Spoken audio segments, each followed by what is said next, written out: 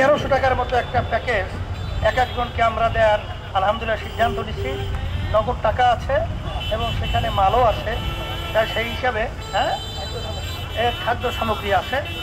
এখন অনেক প্রায় 1000 মতো লোককে এখন আমরা এখন দেখেছি।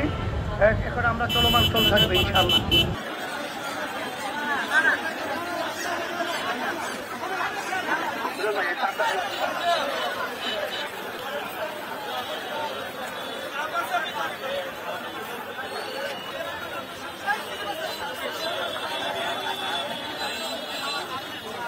শোনেন, যাদের কাছে স্লিপ আছে তারা প্রত্যেকেই পাবেন, কাজেই তাড়াহুড়া করার কোনো প্রয়োজন নাই।